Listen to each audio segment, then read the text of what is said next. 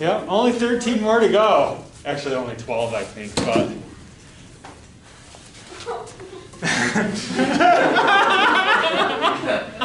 Was that a scary prospect? Honestly, yeah. For all of you, since all of you are freshmen, it's fair to say that this is probably the hardest semester you're going to have in college.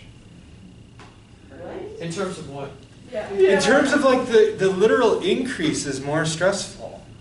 And then after that, like your classes might get harder, but it's kind of incremental.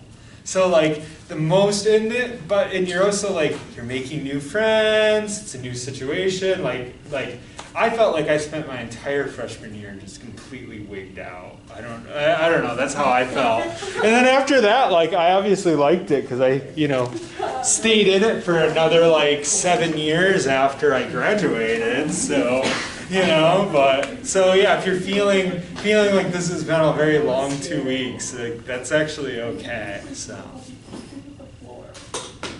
any other experiences or feelings people have? Certainly doesn't help. What's that? The condensed workload doesn't help at all. Yeah. Yeah, I mean, it's a lot more work than high school. Like, it's a lot. Yeah, it's a big leap. I think it's probably the biggest leap that, as far as I remember, the leap between high school and college is the highest workload leap. Everything else just kind of grows slowly. And isn't this semester like condensed even more than a normal semester anyway? Well, we just don't have any breaks. So, No breaks. no breaks. Nope. We're just owning it. Forced march to the end. But we also get out in like Thanksgiving, which is like almost Half off. it's almost a month early, so like there's that too. So Come back and be like, what's your name again? Honestly, I feel like Wade is like a weird neighbor. So I forgot your where did name. my friends go? They're all like right for me. I'm like, who are you? so how's so I've heard a lot about from other students about a lot of the changes, eating outside, stuff like that. How's that treating you guys? No. What? No. No. But I think the first few days were worse. Now that they have like the picnic tables and stuff in the fence and more trash cans, it's a lot better. But before it was like a real struggle, like trying to figure out where you're gonna go, and like all the tables were full. And you're just like, oh, I guess I'm sitting by myself again. No, it's true though. I'm just gonna go sit here with strangers, my new friends. Yeah, and now Outside, you're like. you're like, where is everyone? But now that we have like the big tents and stuff, I think it's a lot better. I think the tents look kind of cool, like al fresco dining. And, it might get kind of hard if we're still doing it, at the beginning of November. This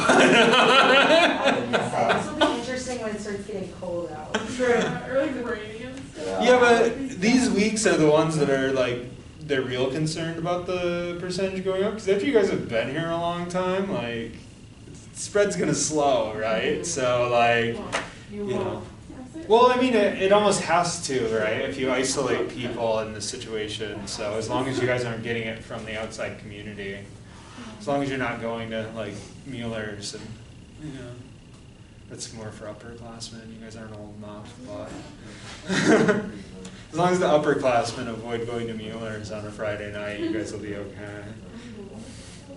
So, what's that? Oh, it's the bar the college kids go to in town. So now I'm on tape telling all the freshmen where the upperclassmen go and drink. Okay, you said it was for the upperclassmen, so Well, I it's mean, gonna be held against you. I don't think that you can until you're an upperclassman. So Having this class is BC experience, like. so it's part of the experience, right? Today we're talking about community, and that is part of how some of the upperclassmen decide to build community.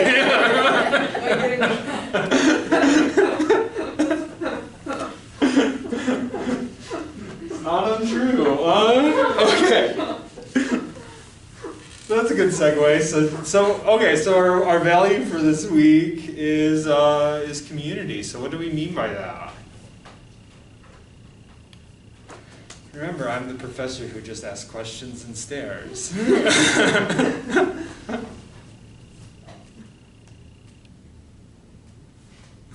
be together and Sorry, you go ahead. and to try to achieve a common goal. That's usually. We can literally read it aloud. It's like one sentence. Okay, service to the common good, respect for the individual, virtuous friendship, and the Beatitudes. To demonstrate. Goodwill, humility, trust, accountability, justice, faithfulness, obedience, peace, and discipleship. Okay, so let's think of how to. There's a lot of different words that are pretty abstract. Rather than define each of them, let's try to get a feel. What's the feeling of that? Growing in virtue together? Yeah, so the community, is working at growing in virtue and knowledge, right? Like that's our value, right? So why is community a big deal for Benedictines? Does anybody know like the history of the Benedictine order and stuff like that? Did they tell you that when you come here? I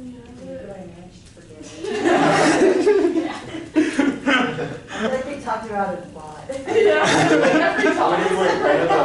It's over like the 4 pillars, right? Yeah, true. And when I interviewed here, like they literally just gave us the rule of Saint Benedict as like a parting gift, and I was like, oh, that's really interesting. Nobody's ever like gave me a book on a job interview and was like, read this before you come back.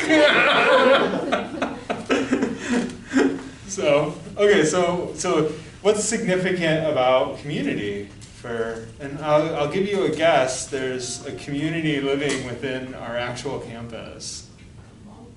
The monks. The monk. Our community themselves. So. Yeah.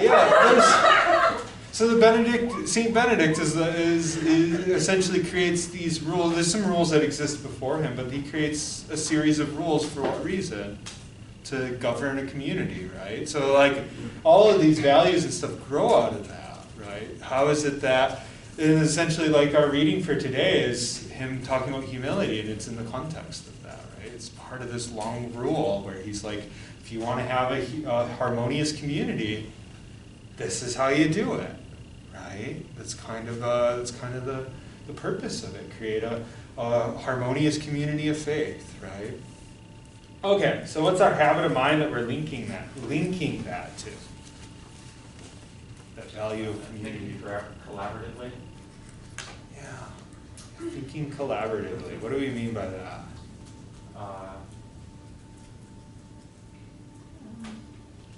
Using other ideas from other people. Why do you use ideas from other people? Because different viewpoints allow for better, like, collaborative thought. Like if you put aside your own like thoughts and ideas for a minute and listen to other people's, you can more quickly achieve the goal that you're working towards. Yeah. Anyone else want to weigh in? Yeah, so the idea is kind of like if we work together to try to understand things, we essentially understand them better. Right? So thinking collaboratively is getting different viewpoints, but that's actually hard, right? It's hard because like to some degree we're all sort of innately kind of selfish and self-absorbed people. We live in our own heads, right? And because we live in our own heads, we assume what about our thoughts? That they're superior. That they're right, yeah, and they're superior to other people's, right? So we often will walk into a situation with the baseline assumption that our opinion is the right one. And so what does that do to how we interact with people? What do most people do when they interact with others? It can create conflict. Creates conflict? What else?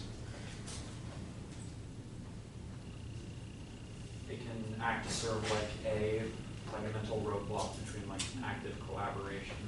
Yeah, yeah. So in a lot of ways, if we're thinking about habits of mind as college students and as, I guess like intellectuals within our community, like if we put our own opinions about other people, like we're probably gonna create a lot of misunderstanding, right? If you follow your own way, like you're probably gonna be wrong most of the time, right? there's actually like built into, like in a lot of ways, we can kind of see like that value extends way beyond like this campus and like into like scholarship in general. So you guys haven't taken the library stuff yet because you know that's our that happens in here, right? But has anybody ever, when we talk about scholarly sources, have you guys ever heard that term? You're going to learn that there's sources you're supposed to use and not you're supposed to use in college, right? Does anybody know what sources are like the best sources? Are you talking about authoritative sources? Yeah. What kind of sources, if you're thinking about doing library research, right? Like what kind of sources are the best to use? Encyclopedias. No, encyclopedias are pretty low on the list. Academic papers, like stuff written by smart people. Academic papers, and it's not, because like I'm an academic, we're not all smart. I don't think I would even lay that label on myself, you know, but what's special about academic writing? Does anybody know? There's a term we use for it sometimes. They're like peer reviewed. Yeah, does anybody know what peer reviewed means? Other people like read and edit it, basically.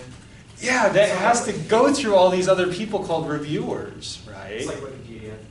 Yeah. Well, I mean, No. Actually, like, people hate on Wikipedia as a source. Don't ever cite it in a paper, so don't tell people I told you this. It's a great source because people can edit it, right? Like, it works like peer review. Don't cite Wikipedia, cite the sources at the bottom of the page.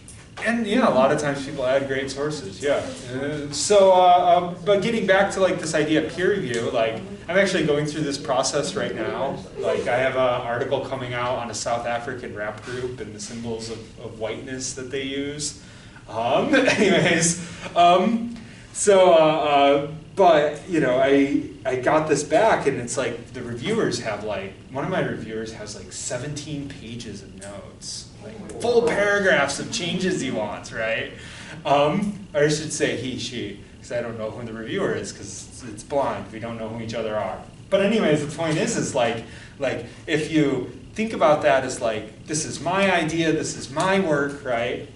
You're gonna get annoyed and angry at those advice, right? But otherwise, like, that's great. It makes the whole ideas of the paper stronger, right? And so, like, you think about why is it that we value peer review? It's because it's actually a collaborative process, right? People are thinking collaboratively. So, academia as a community is one community, and we in that paragraph we engage with that community here, right? Like you know, if you were at some religious schools, like, they don't value the intellectual community. In fact, they spend most of their time talking about how you shouldn't value other people's ideas. And that's not the feeling here, right? Like, instead we're engaging with those discussions, right? We're listening. And so that's a big part of it. Okay. This is like, so yeah, the multiple communities part of it. Does that make sense? Okay, so that's what we mean by thinking collaboratively. And like, this is gonna be like you guys as groups will think together in a class, right? All of your opinions matter. What we do in the classroom should be a collaborative exercise, right? And we should always practice sort of listening and understanding and not assume where people are coming from. Okay, then we have a couple of things that are more like plugs in that paragraph below. Do people know what the Discovery Program is? This is just me pointing things out that we do on campus. Has anyone ever heard of this yet? No? Okay, so we do this thing where essentially, like, if you can do a project on your own and actually do research and then present it through the Discovery Program, right? And there's actually funds available for your research, so if you need money, there's grant money you can apply for through the college for that. But anyways, this is this collaborative thing where people from different departments, different disciplines often work together. I have students working on their own projects myself right now, right? Like, so like, this is, there's a statement in here about that. I'm just drawing your attention to that as something we do on campus. If you're interested in doing research, talk to people in whatever discipline you guys are going into. Okay. And then there's this thing about plagiarism on here too. How does plagiarism show a lack of collaboration? You're not willing to admit that someone Yeah, it's like, oh, sorry, go ahead. Well, I was just saying, like, in a way, it's not, I'm not admitting that it's someone else's idea. Anyone else? Taking it for yourself. Yeah. Anyone else? Why does that show a lack of collaborative spirit? Plagiarizing somebody else's work. We all know what plagiarism is, right? It's one-ended. It's not like you're having a dialogue and discussing the topic with the person who wrote it. You're just taking it from them. There's zero discussion or collaboration involved. Yeah. How's that differ from quoting? When you quote something, you give them a citation. Like, you give them credit for what they've done. You give them credit? How else does it differ? Because that's, yes, that's true. That is tied in, right? But how else does it differ? What else do you do? Usually you're not taking their idea, you're building off of their idea. Yeah, so the way you pull in resources, right, going back to like academia is set up for collaboration already, right? The way you use resources, right, actually is a form of collaboration itself, right? So yeah, you quote somebody, then you have a discussion of that quote. This is my reading. Essentially, you provide your reading of what's happening there, right? So that in and of itself is a form of collaboration. Okay, let's step off and start talking about the rule of Saint Benedict, chapter 7 on humility. So keeping in mind that this is a rule made for the invention of community, right? The creation of a well-functioning community. How does Saint Benedict talk about humility? What's the place of humility in this? Let's describe humility. Because it seems like a weird place to start, right? We've just been talking about community. What does humility have to do with community? Right? So I think to understand that, we got to kind of like think about what is he saying humility is.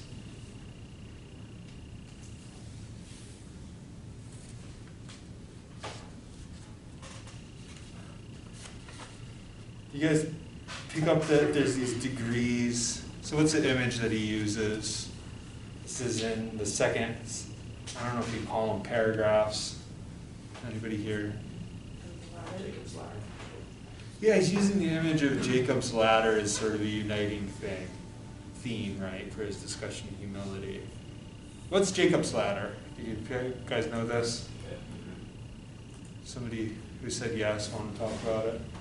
In the Bible, the story of Jacob falls asleep, and he has a vision of a bunch of angels going up and down the ladder instead of him. Yeah. Basically it. Yeah, and so that's the image, right? Jacob falls asleep, he sees a ladder, right? Angels are going up and down the ladder, right? So how does he want to use this image of the ladder here as a framing device?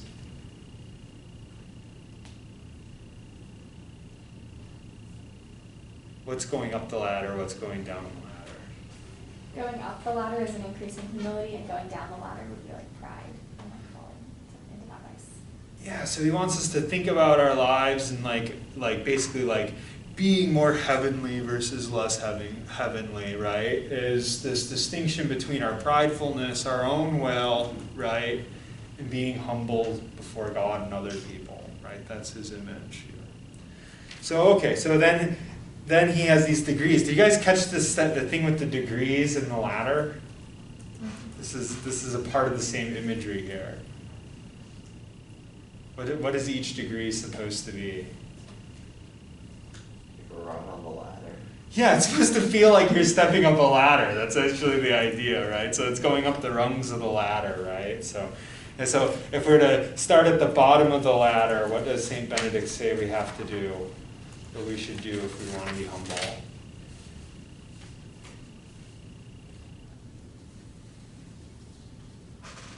And this is like the longest degree discussion. They get shorter as time goes on. What's his first degree? Fear of God. Fear of God. What does he include in this? What does he mean by that? Being mindful of like what God commanded, like his 10 Commandments, and being aware that not following them can lead to hell. So like a fear of going to hell. So how's that tied in with humility?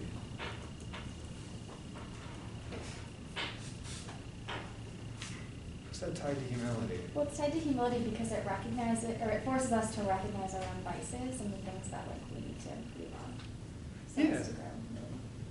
Yeah, so basically like if you have your eye on what you're supposed to do, so I'm just framing this secularly for those who aren't religious, right? Because I think if you have your eye on the things you're supposed to do, you're going to very quickly realize that you don't do a lot of them, right? That's kind of the idea here, right? So it's very humbling, right, to try to follow the law. That's actually kind of the basic idea of Christianity, right? You by trying to follow the law, you essentially realize your own sinfulness, right? You realize just how evil you are, how bad you are, right? Which, in some ways, like, what does that do for your feeling towards other people? If you start, ideally, if you think that you are a person who screws up a lot, who's not very good, who makes a lot of mistakes, how are you going to feel about other people? You're gonna feel like they're better than you. Yeah, and so he wants to be like, if you really want to start being, another way we could phrase it is he's saying like, if you really want to be humble, take a good hard look at yourself and what you actually are. Take a good honest hard look at what you do, right? And what you'll find is that, you know, you're not better than other people, right? So you have no reason to be haughty and feel arrogant around other people, right? Okay, what's the second degree of humility? This starts on page 3 in the one that you have. How's that look on your end with the perusal, by the way? Very confusing. Very long. Is it still broken into page numbers or no? Yeah, Okay, that's good.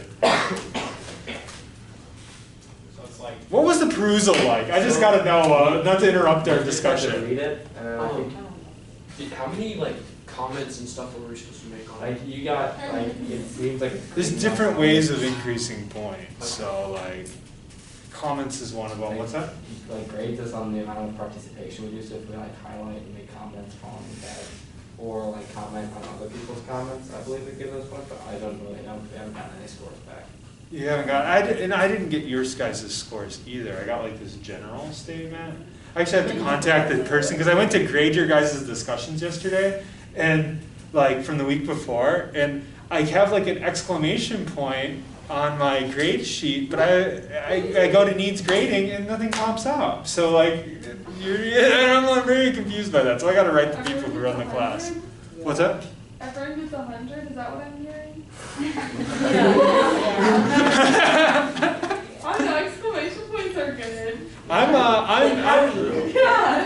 I will be, if there's ever a mistake you can trust, I will be as generous as I can. Okay, so that is, I never harm people for things they didn't do. So, okay, so what's our second, getting back to the text, okay, yeah. Not loving our own will, Yeah, so like kind of taking our eyes off of ourselves and not always doing what we want necessarily, but what's right or what we should do. yeah. How's that understanding, like, what did St. Benedict's understanding of what our own will is here? About our desire?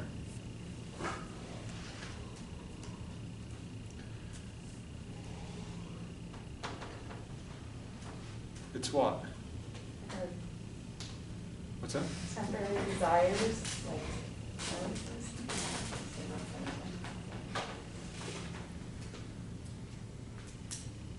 Well, it says in here, like, self-will has its punishment, but constraint means the crown. Yeah. So it kind of is saying, like, we have to, like, monitor our self-will in order to, like, win that crown, I guess. How do we often think about our own will? How are we kind of trained culturally to think about our own will? that it's the best, that it's the top, Yeah. that we should listen to it. Yeah, we're kind of trained to think very positively about our own desires, right? Like, what's best for the world is all of us pursuing our own desires, right? Trying to get what we want, right? Like, we were raised on that in some degree as an ethic. Like, that's very much so an American ethic that surrounds us, right? And so this is a very different attitude towards your will, right? In the same way that if you look at yourself honestly, you'll see yourself as something not very good, right? That understanding of who you are, right? Like often what you desire is not very good either, right? So learning to ignore your own desires, right? Put your own desires aside, right? How does that make one humble? I have a question real quick. Yeah, What yeah. would you say is the difference between like being humble and having low self-esteem? Because I feel like it's like a really narrow line. Yeah, no. Gray area in that one too. And I think there is probably a gray area in here, like between what I think Saint Benedict is defining. Yeah. I can't quote this person who it was. So someone said it's like not thinking less of yourself, but thinking of yourself less. So that's like the difference. So it's So like- low self-esteem is thinking less of yourself. The humility is thinking of yourself less. What is it? Okay, but Is that the definition that I think Saint Benedict is having here, though? yeah, because it's just the idea of like even when you're thinking about yourself and you're like, wow, I'm the worst, like even that's kind of like you're too caught up in yourself because you're so busy being like, this is wrong with me, this is wrong with me, and it comes back to like me. And so then Yeah. that's kind of not humility or whatever. And I think maybe like part of it too is, at least in Saint Benedict's understanding of this, it seems like he's pointing that like as you move up, like there's an upward trajectory to this, right? So if you're not just staying in this sort of like, I'm not very good, right? Like you're moving towards something else, I think. Someone also told me humility is like seeing yourself as God sees you, so like seeing yourself like objectively. So you like recognize like, oh, I'm really like, so some people think humility is like you can't say anything good about yourself like ever, but like the truth is that we have like our strengths. So like you should recognize like I am really good at this, and like that's just the truth. But the thing is that you don't stop at like I'm good at this. You're like I'm good at this because this gift was given to me, and so like kind of using it to point to something else. Yeah. And also understanding that your gifts aren't better than other people's too, to some degree. That just kind of goes into like last week's more than this week's, but yeah. I also heard that humility, I know this could be, this might not be in the same line as Saint Benedict's, but like humility is like seeing things as they really are and acting on it. Like, if you see things as they really are, you're gonna realize that like, you're not better than other people and you won't act that way. I also want to point out I'm not an expert on Saint Benedict. I read the rule once when they gave me the book, and now I read this twice. And so like I just want to point that out. So this is just me spitballing. So don't take me as an authority anyway, on humility even. Too late. Too late. Okay, so there's 12 of these, so let's keep on moving. Okay, what's our third degree of humility? And then we have to take this out of the context of the specific community that he's talking about. That you submit yourself to your superior in all obedience. So what's the context of a monastery? What's your superior mean? I assume like the head of the abbey or something. Is somebody else over here? Just don't want to silence people. Obey the abbot. Yeah, basically, yeah. So you obey the person who in that hierarchy is above you. Why is that important for humility? Because it shows you that you aren't the top dog, so to speak. It shows you that you're not, it basically shows you what we've been talking about, is that you're not the best, not necessarily the best, but you're not at the top of whatever that hierarchy would be, whether it be a ladder or something else. Does this assume that the people over you are right? No, but it just shows you that you aren't always going to be in charge of everything. It also kind of was like, the only reason why they have that authority is because it was given to them. And so like, since you agreed to like obey, so in the case of like an abbey or whatever, like they were given authority by God. And so like you like vowed to obey the like abbot. Yeah. And so by obeying them, you're like indirectly, I guess, obeying God. So like, since you're like, this is what I agreed to do, like, as long as it's not like contradicting something that God said, then you're like, you were given the authority to lead me astray. But, Yeah. I mean, like, hopefully they're not. Yeah. How do you apply this rule to your life as opposed to just people in a monastery? How do you apply it to your own life?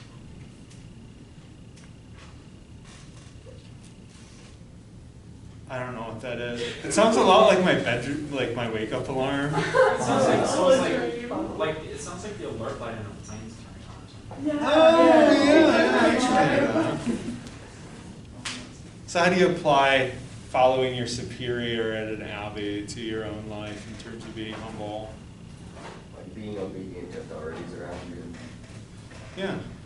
Understanding you're not in control, right? Like, and when you aren't, sometimes you're gonna have authority given to you, like placed on you, and you have to like do that, but like, nobody's actually in control all the time, right? There are other things above you that, you know, that to some degree determine what you're going to do, you know? Okay, so what is our fourth degree? The fourth degree is holding fast to patience with a silent mind. And I think there's more, but I'm not sure because 90% of it is highlighted.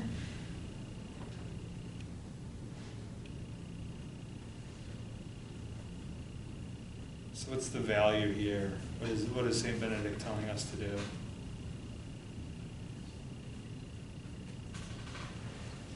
I think this one is saying that like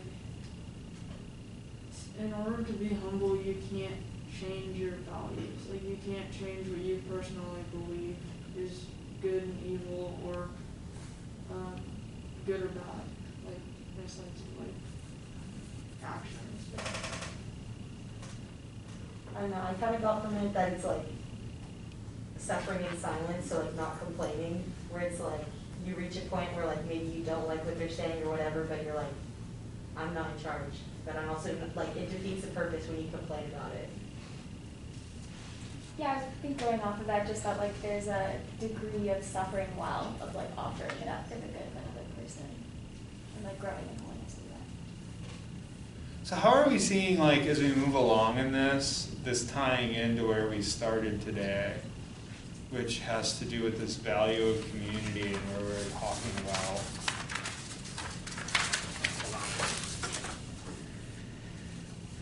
we were talking, right, about living in a community, caring about the common good of others, right? Like, how does this starting to tie in as we move up the ladder?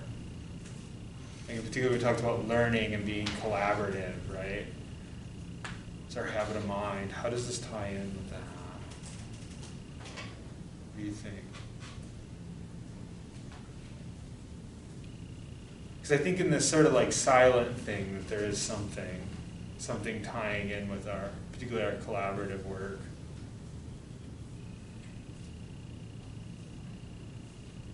Well, in order to like collaborate, you have to have time to listen. You can't just be talking the whole time. You Yeah. have to be silent and listen. And you have to have like an open mind, being willing to listen to other people. You can't just like fill your head with the thoughts like, oh, I could do better, sort of thing. I guess like what I'm thinking is like, what does it feel like to have somebody saying things that you disagree with often for you? As in, like, what is it, what does it make you start thinking about when people disagree with you? Yeah, well, how do you feel about it when people have ideas that you don't like? I mean, I guess it kind of depends on how they express their ideas.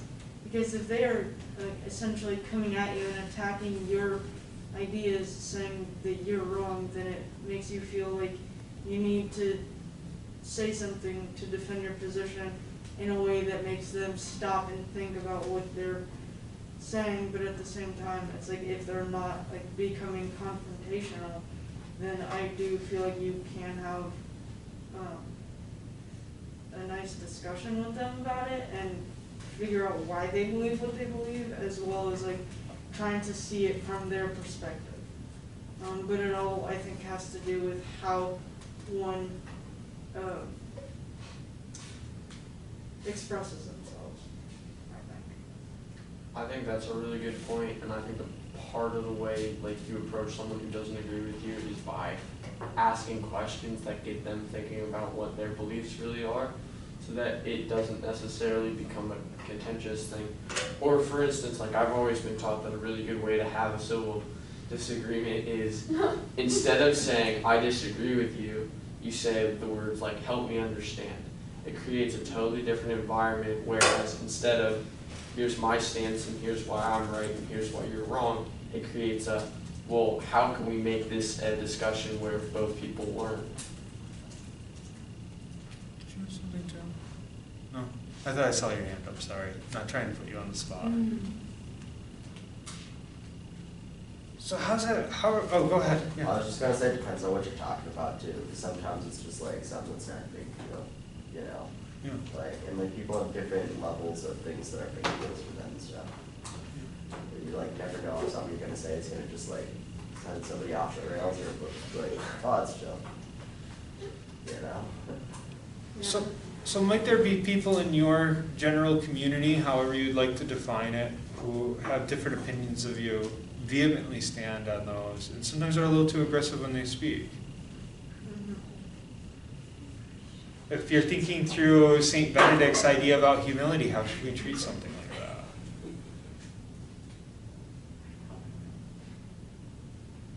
What do you think? If we're called to sort of suffer in silence, like how should you treat something like that? Somebody disagrees with you, or vehement, boisterous, a little frustrating for you, how should you treat that?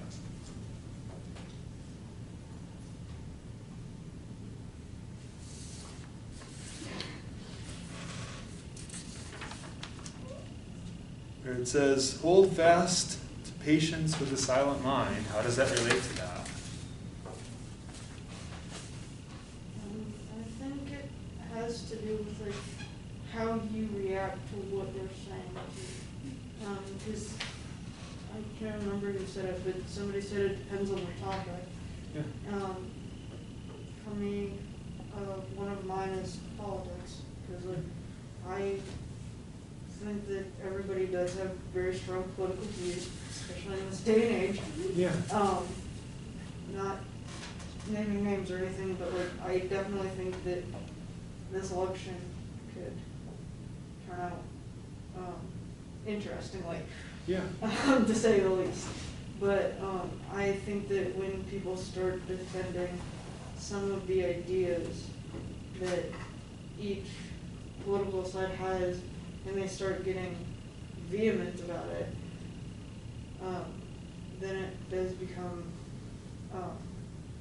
more of like an argument rather than a civil discussion. Because things have, some certain concepts, certain ideas have been blown so out of proportion that nobody seems to want to go back to understanding why and how it started, as well as like how it got to the point where it is today. So getting back to it, what would be a good way to engage in those kinds of discussions? Well, in the third paragraph of the fourth decree, it just says the ones who are faithful, they just turn the other cheek, basically. So Yeah. instead of getting into a heated argument, just either walk away or say, hey, I don't really want to yell at you, or have to be yelled at by you, and so I'm not. Or even like, if, like, let's say like hypothetically you're in a class and somebody gets really vehement, what should you do? Someplace where you can't leave, what should you do?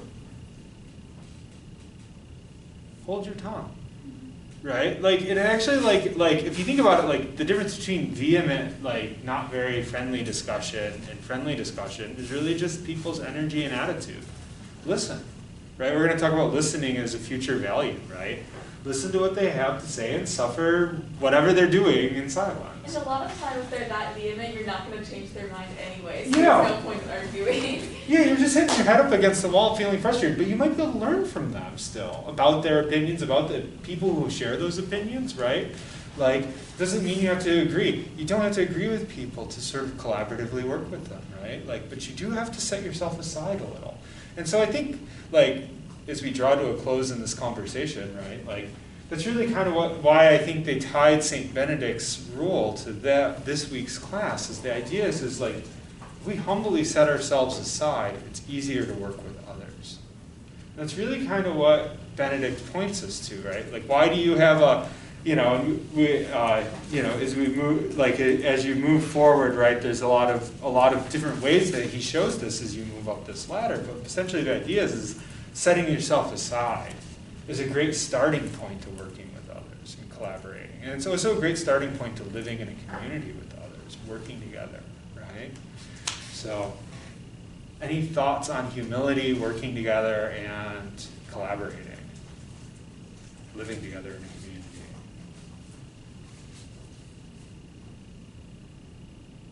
Do you guys see how that's all interconnected? Any thoughts people want to share before we close shop? Okay, have a great week, guys.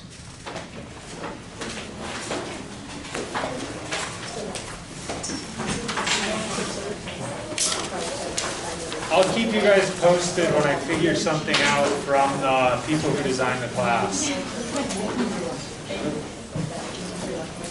But don't stress out too much, I'm sure, you know.